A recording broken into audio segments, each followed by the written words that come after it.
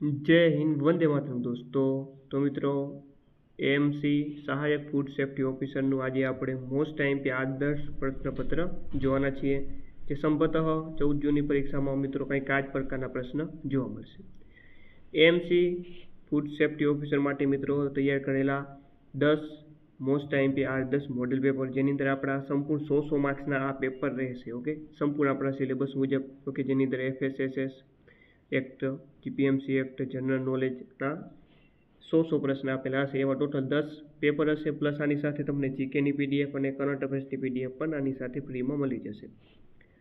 તો પીડીએફને જો તમે પરચેસ કરવા માંગતા હો તો અહીં આપેલા નંબર ઉપર 63 520 79 240 આ નંબર ઉપર 99 રૂપિયાનું પેમેન્ટ કરીને આ જ નંબર પર વોટ્સઅપ પર તમારે સ્ક્રીનશોટ મોકલવાનો રહેશે. જેવું પેમેન્ટ કરશો તરત 2 મિનિટમાં પીડીએફ તમને મળી જશે. સોલ્યુશન સાથે આપેલું હશે અને આની તમે ઝેરોક્સ પણ કઢાવી શકો છો, બરોબર. અને 14 જૂનની આપણી આ પરીક્ષામાં આમાંથી બેઠા પ્રશ્નો પૂછાવાની 100% ગેરંટી છે. તો ચાલો મિત્રો, આજના આપણે શરૂઆત કરીએ. અને વધારે કોઈ પણ પ્રકારની જાણકારી જોતી હોય, ડેમો કોપી જોતી હોય તો આ નંબર ઉપર તમે એની ટાઈમ તમે મેસેજ કરી શકો છો, કોલ પણ કરીને વધારે જાણકારી મેળવી શકો છો. તો ચાલો મિત્રો, શરૂઆત કરીએ. 100 પ્રશ્નનું આપણું આજે પેપર રહેવાનું છે. પહેલો ક્વેશ્ચન છે કે જીપીએમસી એક્ટની કલમ 74(2) મુજબ જો કરાર જીપીએમસી એક્ટ અને તેના નિયમો અનુસાર કરવામાં આવ્યો ન હોય તો ચાલો તો શું થાય મિત્રો? તો મિત્રો જવાબ આવે કોર્પોરેશન પર બંધન કરતા રહેશે નહીં. ઓપ્શન સી આપણો અહીં સાચો જવાબ આવશે. મિત્રો, જીપીએમસી એક્ટના આપણે અલગથી 200 મોસ્ટ આઈએમપી પ્રશ્નો તૈયાર કરેલા છે. આપણી પીડીએફમાં આની સાથે તમને મળી જશે. Okay, GPMC act game changing બનવાનો છે, કારણ કે એફએસએસ એક્ટ તો જે છે બધાને આવડે જ છે મિત્રો, પણ ગેમ ચેન્જિંગ અને જીપીએમસી એક્ટ પ્લસ જીકે બનશે મિત્રો.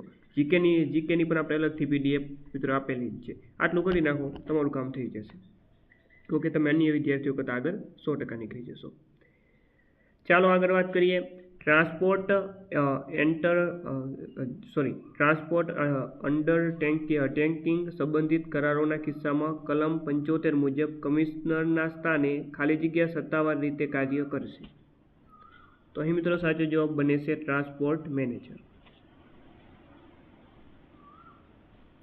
જીપીએમસી એક્ટની કલમ 74(c) મુજબ મ્યુનિસિપલ કમિશનરે કેટલા રૂપિયાથી વધુ રકમનો ખર્ચ થતો હોય તેવા કરાર કરવા માટે સ્ટેન્ડિંગ કમિટીની પૂર્વ મંજૂરી લેવી અનિવાર્ય છે. તો 5000થી વધારે મિત્રો. ઓકે, 5000થી વધારે જો ખર્ચ કરવો હોય તો જે મ્યુનિસિપલ કમિશનરે સ્ટેન્ડિંગ કમિટીની મંજૂરી લેવી જરૂરી છે, અનિવાર્ય છે.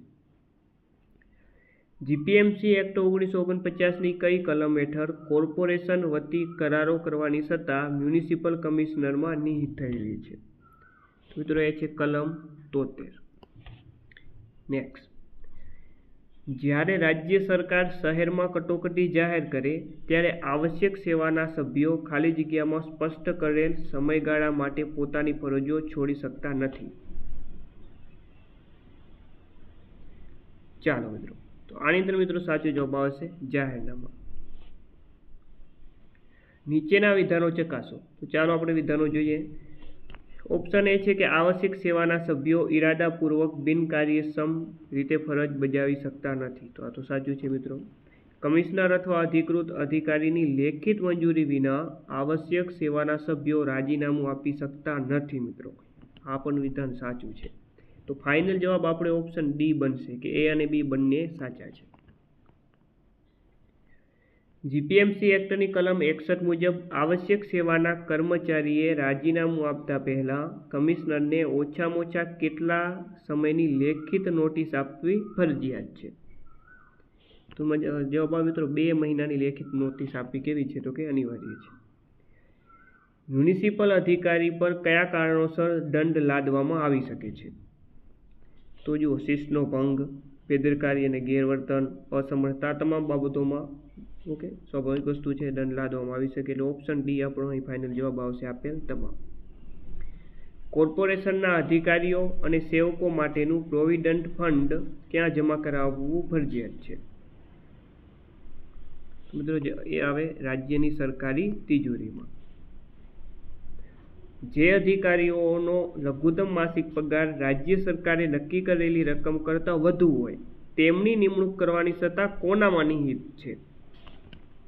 કોર્પોરેશનમાં એટલે કે મ્યુનિસિપાલિટીમાં. સ્ટાફ સિલેક્શન કમિટીમાં નીચેનામાંથી કોનો સમાવેશ નથી થતો? તો સ્ટાફ સિલેક્શન કમિટીમાં મ્યુનિસિપલ કમિશનરનો સમાવેશ થાય છે, મ્યુનિસિપલ ચીફ એડિટરનો પણ સમાવેશ થાય, સંબંધિત વિભાગના વડાનો પણ સમાવેશ થાય મિત્રો. મેયરનો આમાં સમાવેશ ના થાય. કોઈ કમિશનર કોઈ પણ હંગામી નિમણૂક સ્ટેન્ડિંગ કમિટીની મંજૂરી વિના વધુમાં વધુ કેટલા સમય માટે કરી શકે છે? કરી શકે વધુમાં વધુ 6 મહિના સુધી. જીપીએમસી એક્ટની કલમ 45 હેઠળના હોદ્દા પર જગ્યા ખાલી પડે તો કોર્પોરેશને તે ખાલી જગ્યા કેટલા મહિનામાં ભરવી પડે છે? તો આ ખાલી જગ્યા મિત્રો 4 મહિનાની અંદર તેઓએ ભરવી ફરજિયાત છે. કોર્પોરેશન અને સ્ટેન્ડિંગ કમિટીના સેક્રેટરી તરીકે કોણ કાર્ય કરે છે? Municipal secretary. નેક્સ્ટ, નીચેનામાંથી કોની નિમણૂક જીપીએમસી એક્ટની કલમ 45 હેઠળ નથી થતી?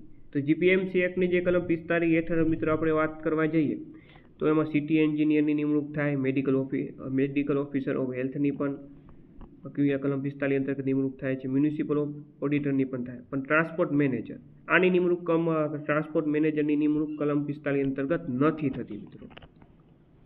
મેયર અને ડેપ્યુટી મેયરના હોદ્દાની મુદત 2.5 વર્ષ જે છે. ઓકે, આ જે 2.5 વર્ષની જે મુદત છે તે કયા સુધારાથી દાખલ થઈ હતી? તો મિત્રો એ સુધારો તો 2015-2017 સુધારો. ઓકે, ઓપ્શન ડી આપણો અહીં રાઈટ આન્સર રહે છે. કાઉન્સિલર બનવા માટેની ગેરલાયકાતમાં કઈ તારીખ પછી જન્મેલા 2 થી વધુ બાળકોને ધ્યાનમાં લેવાય છે? 2005. કાઉન્સિલરને હોદ્દા પરથી દૂર કરવા માટે કોર્પોરેશનને કારણ દર્શાવવાની તક આપવી પડે છે? તો આપવી પડે કે ના આપવી પડે? તો હા મિત્રો, ફરજિયાત આપવી પડે છે. ત્યારબાદનો પ્રશ્ન છે, નીચેનામાંથી કયું વિધાન ખોટું છે? ખોટું વિધાન આપણે ચાલો શોધીએ. તો જુઓ, કમિશનરને એક સાથે 3 વર્ષથી વધુ સમય માટે નિયુક્ત કરી શકાતા નથી. ઓકે, બીજું વિધાન છે ટ્રાન્સપોર્ટ મેનેજરનો પગાર કોર્પોરેશન નક્કી કરે છે. ઓકે, આ તો બિલકુલ સાચું છે. કાર્યકારી કમિશનરનો પગાર મૂળ કમિશનરના પગારથી વધુ હોઈ શકે. ના ભાઈ, આ ખોટું છે. કાર્યકારીનો જે મૂળ કમિશનર હોય એનો જ વધારે પગાર હોવાનો, કાર્યકારીનો વધારે પગાર ન હોય, તો આ ખોટું છે. કમિશનર કોર્પોરેશનની મંજૂરીથી સ્થાનિક સમિતિમાં સેવા આપી શકે. બરાબર, આ પણ સાચું છે મિત્રો. તો અહીંયા ઓપ્શન સી આપણો જે છે મિત્રો આ ખોટું છે. મ્યુનિસિપલ કમિશનરની નિમણૂક એક સમયે વધુમાં વધુ કેટલા સમયગાળા માટે થઈ શકે? તો વધુમાં વધુ મિત્રો વાત કરીએ તો 5 વર્ષના સમયગાળા માટે થઈ શકે છે. કમિશનરની રજા દરમિયાન કાર્યકારી કમિશનરની નિમણૂક કોણ કરે છે? તો એ કરે છે મિત્રો મેયર. ટ્રાન્સપોર્ટ મેનેજરની નિમણૂક કોણ કરે છે? Transport manager. તો એની નિમણૂક મિત્રો કરવામાં આવે છે કોર્પોરેશન દ્વારા. જો કોઈ કમિટીની બેઠકમાં કોઈ સભ્યની નિમણૂકમાં ખામી હોય તો શું તે કમિટીનો નિર્ણય અમાન્ય ગણાય? તો મિત્રો ના, જો બહુમતી સભ્યો હકદાર હોય તો તે કાર્યવાહી અમાન્ય નથી ગણાતી. કોર્પોરેશન બીજા સ્થાનિક સત્તામંડળ વતી શું ઉઘરાવવાનો કરાર કરી શકે છે? તો જવાબ આવે કે ભાઈ એ ઓક્ટ્રોય, ટોલ કે વાહનો પ્રાણીઓ પરનો વેરો. ઓપ્શન બી સાચો જવાબ. કઈ કમિટી કોર્પોરેશનની નાણાકીય અને વહીવટી કરોડરજ્જુ બનાવે છે? તો સૌથી શક્તિશાળી કમિટી એવી સ્ટેન્ડિંગ કમિટી, સ્થાયી સમિતિ. કોર્પોરેશનની એડહોક કમિટીમાં વધુમાં વધુ કેટલા બહારના એટલે કે જે કાઉન્સિલર ન હોય તેવા નિષ્ણાત વ્યક્તિઓનો જે છે સહસભ્ય તરીકે લઈ શકાય છે? મિત્રો લઈ શકાય, 2 વ્યક્તિ લઈ શકાય. બરોબર. ત્યારબાદ કોર્પોરેશન અન્ય કોઈ પંચાયત કે અન્ય કોઈ પંચાયત કે નગરપાલિકા સાથે મળીને સંયુક્ત કામગીરી માટે કઈ કમિટી રચી શકે છે? Joint committee.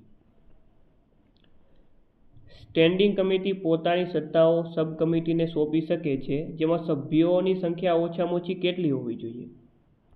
3 થી ઓછી નહીં મિત્રો. ઓપ્શન બી સાચો જવાબ રહેશે.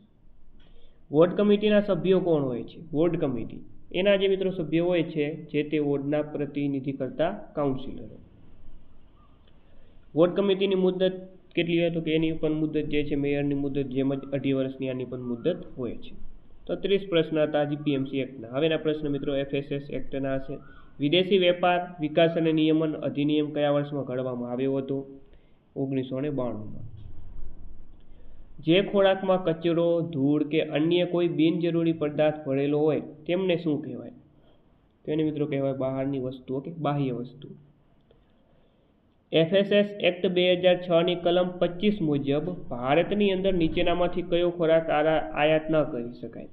તો જો ગુણવત્તાવાળો તો આયાત કરી શકાય, લાયસન્સવાળો ખોરાક પણ આયાત કરી શકાય છે, ભારતીય સ્ટાન્ડર્ડ મુજબનો ખોરાક આયાત કરી શકાય, અસુરક્ષિત ખોરાક આયાત ના કરી શકાય. ચાલો, જો હોટલનો રસોઈયો કમળાથી પીડિત હોય અને કામ ચાલુ રાખે તો FSS એક્ટની કઈ કલમ હેઠળ ગુનો છે? તો એ છે મિત્રો કલમ 26ની પેટા કલમ 3 હેઠળ. ચાલો, તો આપણે પીડીએફમાં મિત્રો એકદમ ઓથેન્ટિક પ્રશ્નો આપેલા છે. ઓકે, આ કોઈ એઆઈમાંથી છાપેલા પ્રશ્નો નથી, એકદમ ઓથેન્ટિક જૂના પ્રશ્નોનું એનાલિસિસ કરીને એકદમ આધારભૂત અને સરકારી સ્ત્રોતોમાંથી, ઓકે, ફસાઈની વેબસાઇટમાંથી આ બધા પ્રશ્ન લેવામાં આવેલા છે. પરીક્ષામાં જે બેઠા પૂછાઈ શકે એવા પ્રશ્નો, બરોબર. ખાદ્ય સુરક્ષા અધિનિયમના ધારા ધોરણો મુજબ ગુણવત્તાયુક્ત ન હોય તેવા ખોરાકને કાયદાની ભાષામાં શું કહેવામાં આવે છે? ચાલો મિત્રો, તો એને મિત્રો કહેવામાં આવે છે સબ સ્ટાન્ડર્ડ. ઓકે, સબ સ્ટાન્ડર્ડ.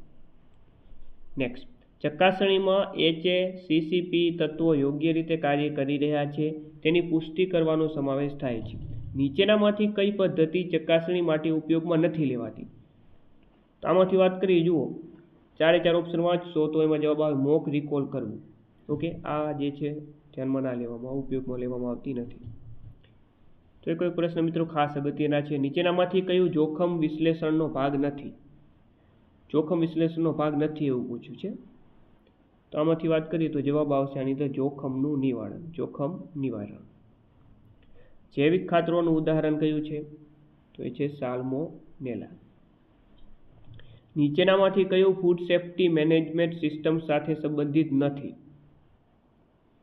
તો આમાંથી મિત્રો વાત કરીએ તો જે છે ગુડ હેન્ડલિંગ પ્રેક્ટિસ, સારી ઉત્પાદન પદ્ધતિઓ, ઓકે, અને જોખમ વિશ્લેષણ, ક્રિટિકલ કંટ્રોલ પોઈન્ટ્સ એટલે કે HACCP, આ બધા સંકળાયેલા છે. પરંતુ જે છે મિત્રો ઈજા થવાનું જોખમ આ નથી સંકળાયેલું, એટલે ઓપ્શન ડી સાચો જવાબ બનશે.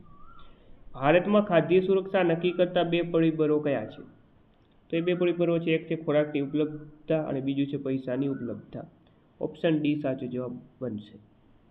ખાલી જગ્યા એ સારી પ્રથાઓનો કોડ છે જેમાં સલામત ખોરાક ઉત્પાદન માટે જરૂરી મૂળભૂત સિદ્ધાંતો, પ્રક્રિયાઓ અને માધ્યમોનો સમાવેશ થાય છે. તો એ છે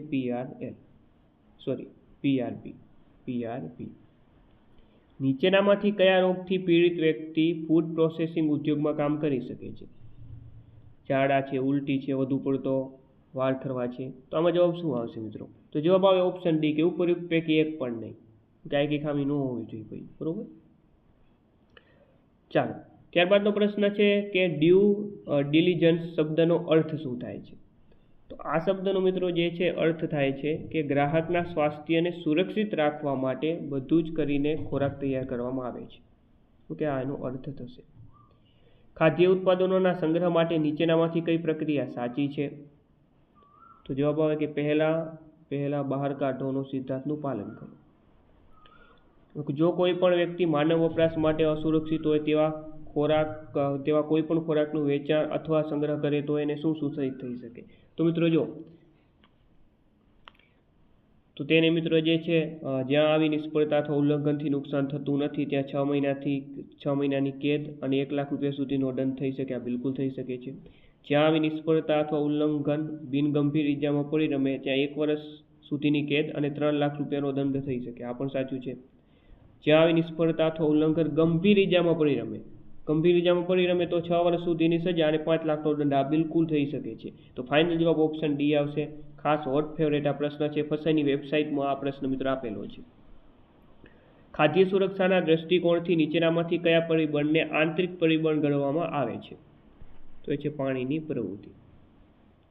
નમૂનાના વિશ્લેષણ માટે ફૂડ બિઝનેસ ઓપરેટરો માટે નિર્ધારિત ફી કેટલી છે? તો એ છે પ્રતિ નમૂના 5,000. બરોબર. સોલા ચોખામાં કૃત્રિમ રંગ શોધવા તેના ચોખ્ખા દાણામાં થોડું પાણી ઉમેરી ભેળવીને ખાલી જગ્યાના ટીપા ઉમેરવામાં આવે છે, હાઇડ્રોક્લોરિક એસિડ. FSS એક્ટ 2006માં ખોરાક સંબંધિત નીચેનામાંથી કયા કાયદાઓ રદ કરવામાં આવ્યા છે? તો ટોટલ 8 જેટલા કાયદાઓ રદ કરવામાં આવ્યા છે. એમાં ફળ ઉત્પાદન ઓર્ડર 1955, માંસ ખાદ્ય ઉત્પાદન ઓર્ડર 1973 છે, વનસ્પતિ તેલ ઉત્પાદન ઓર્ડર 1947, આ તમામ આવે. ટોટલ 8 આવે. 8 યાદ મિત્રો યાદ રાખવા ખાસ જરૂરી છે, પ્રશ્ન પૂછાશે. ચાલો, ફૂડ બિઝનેસ ઓપરેટરના લાયસન્સ નંબર દર્શાવતું ફોર્મ એટલે? તો એ ફોર્મ છે ફોર્મ ઈ. ઓકે મિત્રો, આવા સરસ મજાના પ્રશ્નો આપેલા છે મિત્રો. તો PDF માટે તમારે આ નંબર ઉપર ગૂગલ પે અથવા ફોનપે દ્વારા 900 રૂપિયાનું પેમેન્ટ કરીને આ જ નંબર પર વોટ્સઅપ પર સ્ક્રીનશોટ મોકલી દેવાનું, બરોબર? ચાલો, ફસાઈ અથવા રાજ્ય સત્તાવાળાઓને કયા પ્રકારની ફરિયાદો સંબોધી શકાય છે? તો મિત્રો જે છે ઓકે, ખોરાકમાં ભેળસેળ, ફૂડ પોઈઝનિંગ, ભ્રામક જાહેરાતો, આ તમામ આવે, આપેલ તમામ. FSOના નિર્દેશન પાલન કરવામાં નિષ્ફળતા બદલ FSS એક્ટ મુજબ કેટલો દંડ થઈ શકે છે? 2 લાખ. જો ખોરાકમાં બાહ્ય પદાર્થો હોય તો ઉત્પાદક, વિક્રેતા અથવા તો આયાતકારને FSS એક્ટ મુજબ કેટલો દંડ થાય છે? 1 લાખ. ફૂડ ઓથોરિટીના અધ્યક્ષ અને સભ્યો વિશે નીચેનામાંથી કયું વિધાન ખોટું છે? ખોટું વિધાન આપણે શોધવાનું છે. ચાલો જોઈએ. અધ્યક્ષનો કાર્યકાળ 3 વર્ષનો હોય, સાચું છે. મુદત પૂરી થયા બાદ તેઓ વધુમાં વધુ 3 વર્ષ માટે નિમણૂક ના પામી શકે. મુદત પૂરી થઈ જાય એક વખત તો બીજી વખત પણ પામી શકે 3 વર્ષ માટે નિમણૂક. આમાં ના પામી શકે એવું લખેલ છે કે આ ખોટું થઈ ગયું. અધ્યક્ષ જે છે વધુ વધુ 2 ટર્મ માટે ઓથોરિટીમાં સેવા આપી શકે, આ પણ સાચું છે. તો ઓપ્શન બી આપણો યોગ્ય જવાબ રહેશે. Food safety and standard act 2006નો એક્ટ નંબર કયો છે? તો એક્ટ નંબર 34 છે. ઓપ્શન એ અહીં સાચો જવાબ રહેશે. ફસાઈના વર્તમાન મુખ્ય કાર્યકારી અધિકારી એટલે કે CEO કોણ છે? તો એ છે મિત્રો રજીત પુન્હાની. અસુરક્ષિત ખોરાકના વેચાણ માટે કલમ 59 હેઠળ કેટલી સજા થઈ શકે છે? તો 6 મહિનાથી લઈને આજીવન સુધીની સજા થઈ શકે છે. FSS એક્ટની કલમ 20(2)A હેઠળ ફૂડ સેફ્ટી કમિશનર સમગ્ર રાજ્યમાં કોઈપણ ખાદ્ય પદાર્થ પર મહત્તમ કેટલા વર્ષ સુધી પ્રતિબંધ લાદી શકે છે? જવાબ આવે મિત્રો 1 વર્ષ. ત્યારબાદ FSS એક્ટ 2006ની કલમ વિશે નીચેનામાંથી કયું વિધાન સાચું છે? તો કલમ 19 ફૂડ એડિટિવ્સ અને પ્રોસેસિંગ એડ્સના ઉપયોગ પર નિયંત્રણ, આ સાચી છે. કલમ 20 ખોરાકમાં રહેલા ભારે ધાતુઓ અને અન્ય દૂષકો પર નજર રાખે, આ પણ સાચું છે. અને કલમ 21 જે છે તે જંતુનાશકોના અવશેષો, વેટેનરી અને દવાઓના અવશેષો પર કડક રીતે નિયંત્રણ કરે, બધું સાચું છે. ઓપ્શન ડી ફાઇનલ જવાબ. ભારત સરકાર દ્વારા ખોરાકને લગતા અલગ અલગ કેટલા કાયદાઓ રદ કરીને એક સંકલિત કાયદો food safety and standard act 2006 અમલમાં મૂક્યા? 8.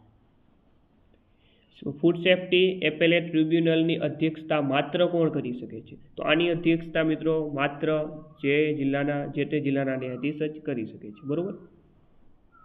FSS એક્ટની કઈ કલમ ફૂડ સેફ્ટી એપેલેટ ટ્રિબ્યુનલની સ્થાપના કરવામાં આવે છે? કલમ 70. નીચેનામાંથી કયું DO એટલે કે ડેઝિગ્નેટેડ ઓફિસરનું કાર્ય છે? તો જુઓ, ખાદ્ય વ્યવસાયો માટે ફૂડ લાયસન્સ જારી કરવા, ફૂડ સેફ્ટી ઓફિસર પાસેથી અહેવાલો અને નમૂનાઓ મેળવવા, ઓકે, આ બધા કાર્ય DOના છે. એટલે ઓપ્શન ડી સાચો જવાબ આવશે. 12 લાખથી વધુ ટર્નઓવર માટે લાયસન્સ ખાલી જગ્યા દ્વારા જારી થાય છે. જો 12 લાખથી વધુ ટર્નઓવર હોય તો જે લાયસન્સ છે તે ડેઝિગ્નેટેડ ઓફિસર દ્વારા જાહેર કરવામાં આવે છે. અને 12 લાખથી જો ઓછું ટર્નઓવર હોય તો જે લાયસન્સ જે છે મિત્રો તે રજિસ્ટરિંગ ઓથોરિટી દ્વારા જારી કરવામાં આવે છે. સેમ્પલ લેવાની કે શંકાસ્પદ ખોરાક જપ્ત કરવાની સત્તા કોની પાસે છે? ફૂડ સેફ્ટી ઓફિસર પાસે. ઇમ્પ્રુવમેન્ટ નોટિસ મળ્યા પછી ફૂડ બિઝનેસ ઓપરેટરે નિર્ણય આપવામાં આવ્યો તે તારીખથી 15 દિવસની અંદર ખાલી જગ્યા સમક્ષ લેખિતમાં કરવાની હોય છે. તો જવાબ આવે ફૂડ સેફ્ટી કમિશનર.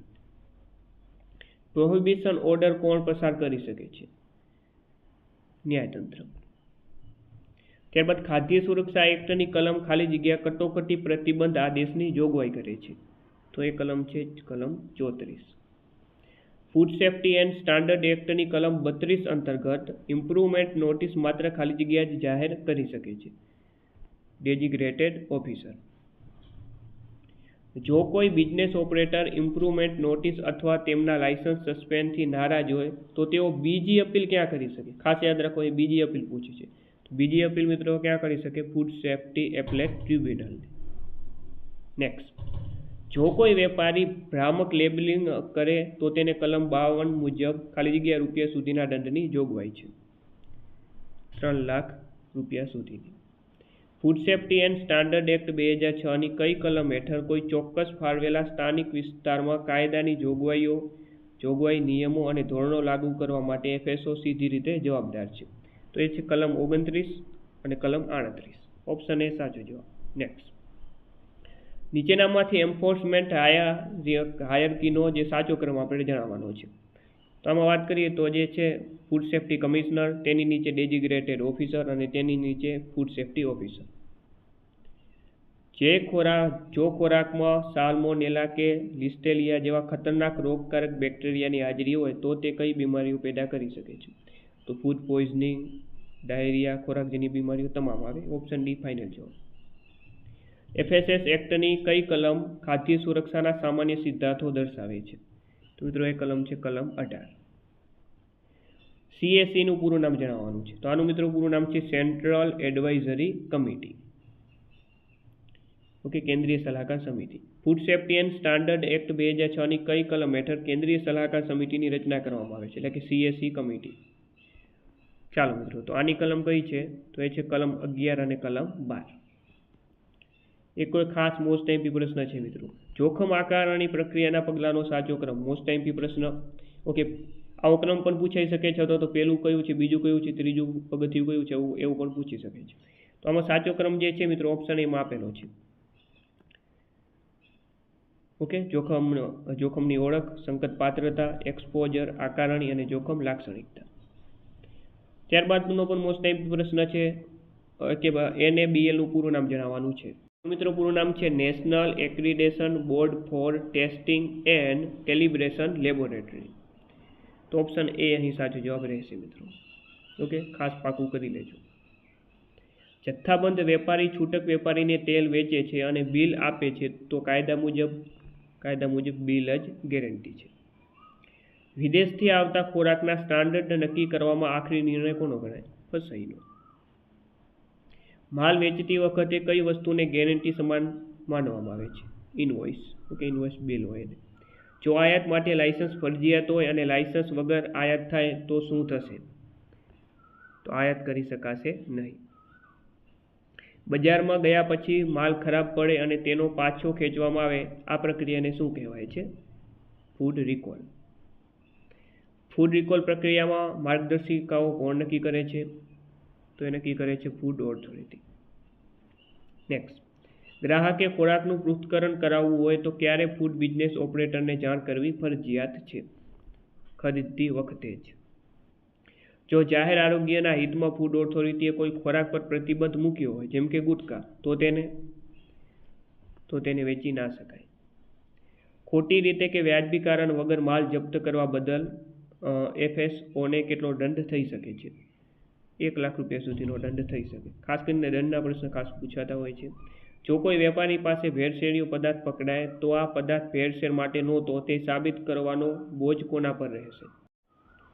તો મિત્રો એ બોજ રહેશે વેપારી પર. FSOએ જપ્ત કરેલા ચોપડા કે દસ્તાવેજો જપ્તીની તારીખથી કેટલા દિવસની અંદર વેપારીને પરત કરવા પડે છે? 30 દિવસ. ચાલો, ગુજરાત સરકાર દ્વારા તાજેતરમાં કઈ પહેલ હેઠળ મહત્વની સરકારી સેવાઓને ઓનલાઈન કરવામાં આવી છે? તો જવાબ આવે સુગમ ડિજિટલ ગુજરાત. તાજેતરમાં કયા રાજ્યએ 16 વર્ષથી ઓછી ઉંમરના બાળકો માટે સોશિયલ મીડિયા ઉપર પ્રતિબંધ મૂક્યો છે? તો એ રાજ્ય મિત્રો કર્ણાટક છે. સંસદની 2 બેઠકો વચ્ચે મહત્તમ 6 મહિનાનો સમયગાળો હોવો જોઈએ. નીચેના પૈકી સપ્તનદી જે છે ગુજરાતના સપ્તસંગમ તીર્થમાંની એક નદી કઈ નથી? તો આમાં નર્મદા નદીનો સમાવેશ ના થાય. બાકી હાથમતી, વાત્રક, માજમનો સમાવેશ થાય છે. સ્ટેચ્યુ ઓફ યુનિટીના શિલ્પકાર કોણ હતા? તો એ હતા રામ સુતાર. એમેઝોન નદી ક્યાં આવે, કયા દેશમાં આવેલી છે? બ્રાઝિલમાં આવેલી છે આ નદી. સૌપ્રથમ ગુજરાતી બોલતી ફિલ્મ કઈ હતી? તો એ હતી મિત્રો નરસિંહ મહેતા. ગુજરાતનું કયું બંદર મુક્ત વેપાર ક્ષેત્ર એટલે કે ફ્રી ટ્રેડ ઝોન ધરાવતું બંદર? એક ભારતનું એકમાત્ર બંદર કંડલા છે. ઓકે, ભારતનું પ્રથમ બંદર. ભારતનું પ્રથમ મરીન નેશનલ પાર્ક એટલે કે દરિયાઈ રાષ્ટ્રીય ઉદ્યાન ક્યાં આવેલું છે? જામનગરમાં આવેલું છે. ગુજરાતના પ્રથમ મહિલા મુખ્યમંત્રી કોણ હતા મિત્રો? તે હતા શ્રીમતી આનંદીબેન પટેલ. મિત્રો સરસ મજાના પેપર ઓકે 10 પોર્ટલ પેપર અવશ્ય મિત્રો મેળવી લેજો, તમને 100% પરીક્ષામાં ફાયદો થશે ને ઓકે ફરીથી મળીને નવા વિડીયો સાથે. જય હિન્દ જય ભારત.